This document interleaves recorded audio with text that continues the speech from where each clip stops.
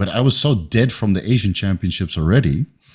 By the time they sent me to Tiger's Nest, which is a monastery that's like 2 hours climbing on 3.5 kilometers elevation, I was completely broken.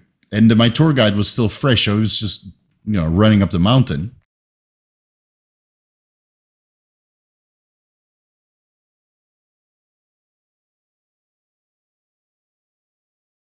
There we go. Action. Just gonna sit here like this. Jeez, you look nasty pumped now. So today was rest day as well. I've done bugger all. Oh, rub it in. Rub it in. It was Chinese Valentine's Day on Saturday. Oh. So, as usual, we're very, very busy. So we decided to, yesterday we went to the Hilton nearby and just booked a room for the night. Okay, cool. Had a nice comfy hotel night, a nice breakfast buffet in the morning. Went out today, a little bit of shopping and walking around. Job done. Perfect. Being on holiday. I'm going to the Millennium Hilton this weekend, 2 nights.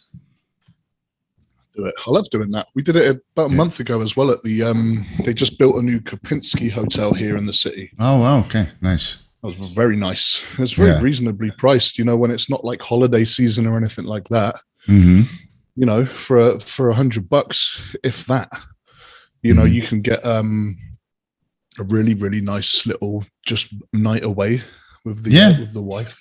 Right. So that's where we try to do. When we can't travel. So no, not right now. Like you're in lockdown also, or restrictions? No more shows. Normal stuff, mate. Normal stuff. All locked down. There's one show actually on the 1st of October, and it is in Mongolia.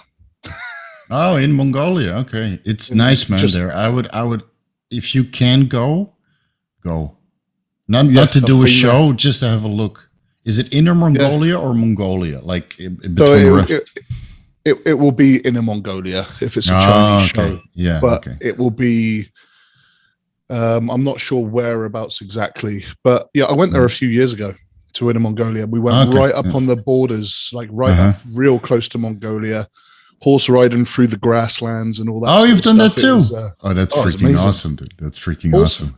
Yeah, it's the best. Awesome. There's a funny story, that one actually, because we were on like a kind of a jeep trek through the grasslands. Yeah, and you have all these checkpoints along the way where you can stop and chill and just walk around and enjoy a little bit of outside, a bit of wildlife and fresh air and the grass. Of course. And there was this little old man on the side of the road with these 3 horses. So me and my buddy Ian and Carlo, we went over to this guy and we were like, okay, how much for your horses? We just want to ride them around for 10 minutes. None of us have ridden horses before. Like, we didn't think this through whatsoever. Did the horse have saddles? Any saddles on the horse, or just? Oh, you bareback, man. You went with a piece of rope with the wild horses. Oh yeah, they're like this high, so you can jump on them without a fucking saddle. They're not as high as the European horses, but they're like half wild. And the way they catch them is hilarious. They just circle the animal very slowly over like 6 hours, and then they start rubbing it, and then they walk away, and then the horse walks with them. I've seen this in front of me. Really, they would just we were gonna get this horse. It looks very strong. And just walk the whole village. It just stands around in a circle, and then the horse thinks it's part of the pack now, and then they walk away, and the horse follows. Yeah, it's amazing.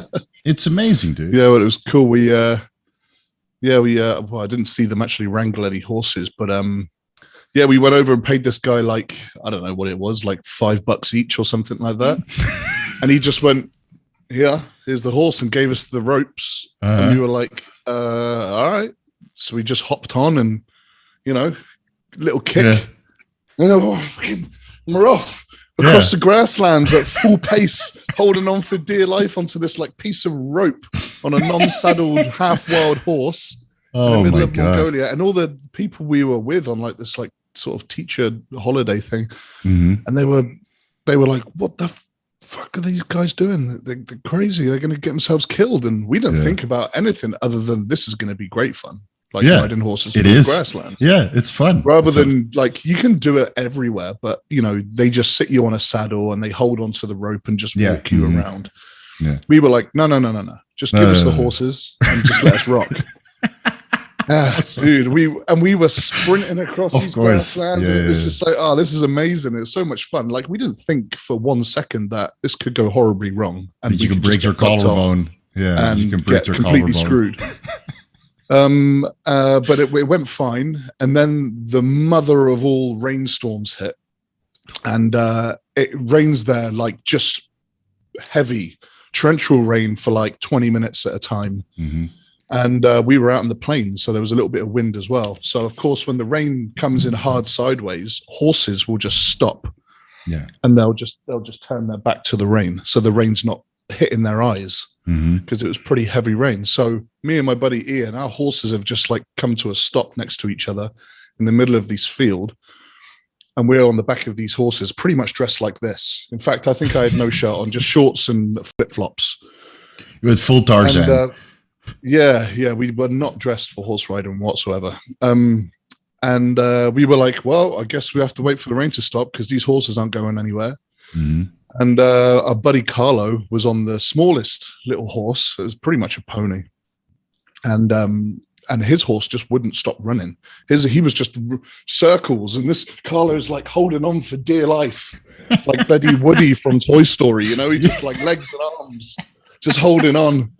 And we're pissing ourselves laughing, thinking, God, he's going to go off any second now. This is going to go bad. And it didn't. We all three of us made it back to the convoy of jeeps alive, to a standing ovation from everyone just watching, like, they're going to die. Soaking wet through, absolutely soaking. Right. And that was like, I don't know, the whole thing. We were probably out there maybe for 20 minutes or something like that. Oh, that's it. And that was it. Well, yeah, because the horses just sprinted off into these fields real quick with us on there, and we just galloping around and just trying not to die. And then about 10 minutes in, it started raining, and then they just didn't budge for about 5-10 minutes until this rain stopped. And then somehow we managed to kind of steer them back to where we came from. And that was it. But it was awesome. It was absolutely amazing. So I'm glad that we kind of took the extreme risk and actually did it. I did that for 3 weeks in Mongolia. Yeah, horseback riding for 3 weeks. I was with a guide, and we went to the Satan reindeer herders, which is like at the border of Russia. Crazy adventure. Yeah, I didn't shower for 3 weeks either at the time. Proper wild adventure. Oh yeah. And I grew my beard out, and my skin texture completely changed from the diet. It was hilarious. Yeah, it was hilarious. Awesome. It's a really beautiful part of the world, though. It's really, really nice out there. Oh, if you want to experience something that's authentic, go to Mongolia or Inner Mongolia. Yeah, Mongolia, it's Bhutan, very much untouched. Mm-hmm. It's very nice. Yeah, then especially if you camera sorted. I think it's okay. I want to get it so it's like aperture in the background, you know? Yeah, you have to, like, they have these cameras now that you connect with an HDMI setup. They got a capture card. I've got where is it? I've got an actual Canon camera. Mm-hmm. Today I've been playing around in the spare room, just rearranging things. I'm going to put a couple of desks in an L shape in the corner and set up a proper real office. Good. Instead of like in the corner of my living room with this little built-in area, it sucks. Yeah, so next to the window, natural lighting. I've ordered some of these from AliExpress. You know, you get a little light and a little backdrop, and then. Well, hopefully, I'm going to have it angled, kind of like at me with the long wall here, and then I'll have a shelf, and maybe hang up a few medals on there or something like that. Make it look cool. There you go. Yeah, make it look cool. I have no medals, so there's only this backdrop. Somebody said it looked like I'll have to send you copies of mine.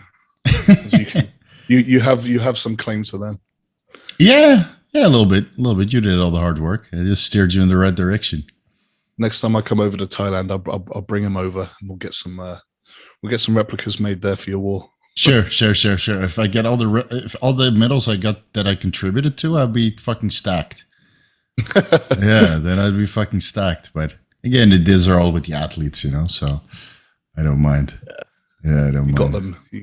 I remember at the World Championships, I got we won the team best male team and best female team with Thailand. Shit. Yeah, so the gold medal for both 1 year, and then of course I was still helping the national team, so they gave me both medals to walk around. That felt pretty cool, as being part of the team manager and helping everybody get into shape, and we got the most points out of all the teams of all the countries, so that was pretty cool.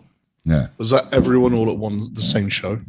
Yeah. So that was the World Championships, and then of course we have countries, right? And then the more medals, the better placings you get, that goes into the team award.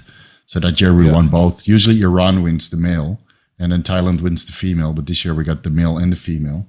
That was pretty cool. Yeah. So I came home with 2 medals for the team champion. So were you like just hopping around room to room and just checking on everyone all the time, trying to keep everyone on point? And so I lost so much weight. I just kept running around, and making sure that everybody was dialed in. Yeah. I was listening to Chad Nichols on the Think Big show with Ron and Dusty. Yeah. And he was telling that story when at one point at the Olympia, he had like 20 athletes or something. Oh, you go crazy. And he was just room to room to room to room, like just in the circuit constantly, just checking up on people. Yeah, that's what I did also. I did it for many years. It's a lot of fun. Yeah, and then you bring like a little trolley with you all the time with all these fucking funky drugs. Yeah. Room service. That's what nobody tells you, but you would come and say, oh, it looks like you need some injectable insulin, and then you need some injectable diuretics. Silver room service tray. Like Yeah, right. Yeah. And very risky, but yeah, that's how it goes. That's and cool. All under the context that it's a drug-tested show. Yeah, right. Yeah, right. I have to stuff you can't even test for, It's all this.